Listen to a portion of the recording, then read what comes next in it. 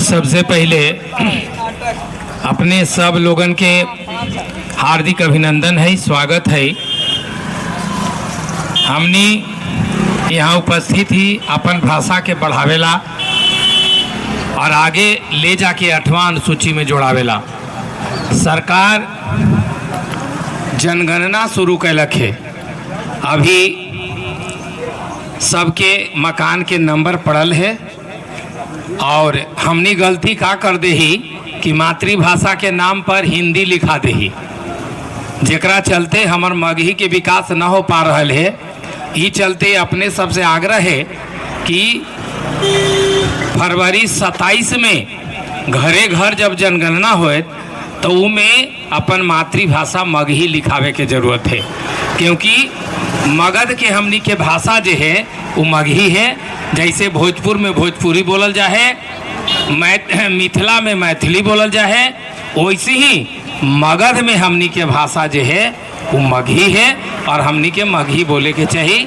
तो सबसे पहले हम सरस्वती वंदना से ये कार्यक्रम के शुभारंभ करी थी और हमारे हमनी के साथे लोग हती उजे अपन अपन बतती।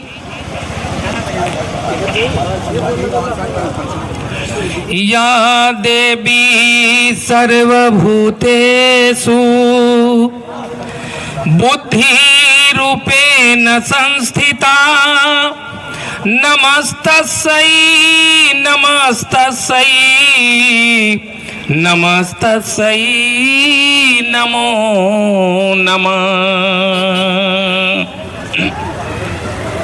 मैया साजियो आवाज के सिंगार हूँ हो, मैया साजियो आवाज के सिंगार हूँ हो।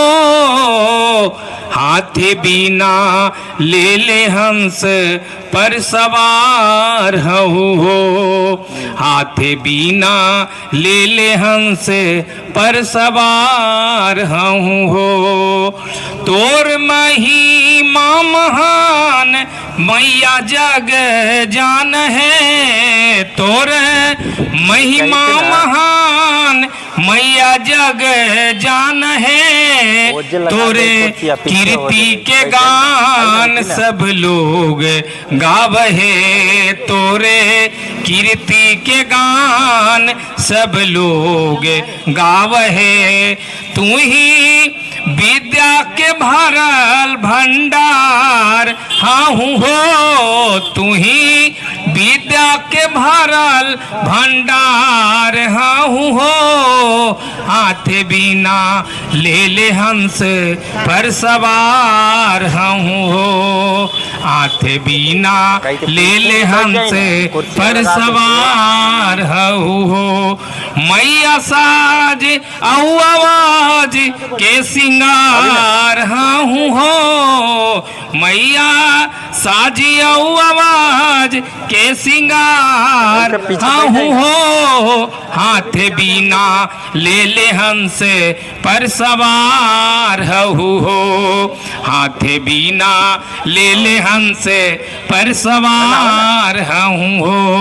हम तो तोरे चरनिया में आ गेली, हम तो तोरे चरनिया में आ गेली। आके चरण में शीश झुका देली, आके चरण में शीश झुका देली। तू ही नैया के हमार पतवार हूँ हो, तू ही नैया के हमार पतवार हूँ हो।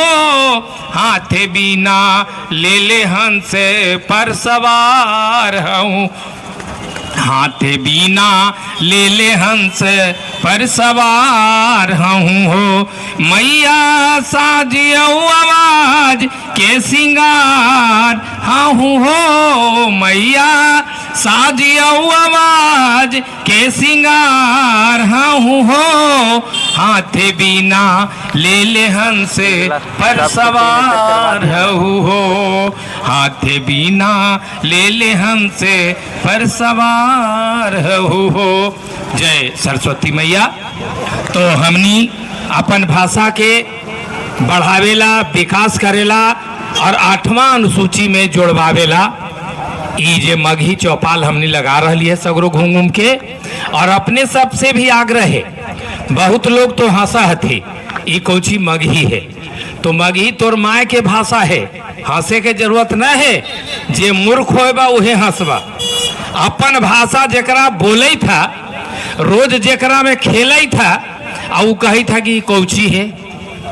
जाके देखा भोजपुर में, जाके देखा मिथिला में, एक भी शब्द देने से उन्हें न लोग कर रहा। जब 2-4 गो भोजपुरिया मिला तो भोजपुरी में बात कर रहा। आ तोरा मगह के लोग आधा हिंदी आधा अंग्रेजी, और वो घी खिचड़ी न हिंदी बोले आवे न अंग्रेजी बोले आवे। तो अफसोस ये है कि हमार भाषा के विकास आज तक न होल। हमार भाषा मगध के राजकाज के भाषा हल। तो हमनी सब जानी थो कि पहले जे हल खेत बधार के जे कागज रहा हल उ कैथी लिपि में रहा हल, और कैथी लिपि मगही के है, जेकरा में वो लिखल जहाल। आज भी कागज पत्थर है जेकरा पढ़े वाला खोजे पर है डिबरी लेके। लेकिन ये तो हम जानी ना, न हम अपन लइकन के पढ़ेला प्रेरित करही। हम तो बस खाली मैथ, फिजिक्स, केमिस्ट्री, अंग्रेजी पढ़ावा ही। अब पढ़ते पढ़ते लइकन बुढ़ा जा है और नौकरी न मिले तो का कर रहे, चोरी चमारी छीना झपटी। जे चीज जमाना के अनुसार पढ़े के चाहिए वो दिमाग हमनी न लगावा ही। अब भेड़िया धसान जहाँ लाइन लगल है वहाँ लगा दे ही। तो हमनी भाषा विकास के लाइली है यहाँ। और मगही से का फायदा हो है, काहे ला हमनी करे थी, ये सब बात हमनी के साथे जे लोग हथी वो बतैतन। तो अब गौतम जी से हम आग्रह करबेन कि तनी एकरा विस्तार रूप से बतावल जाए।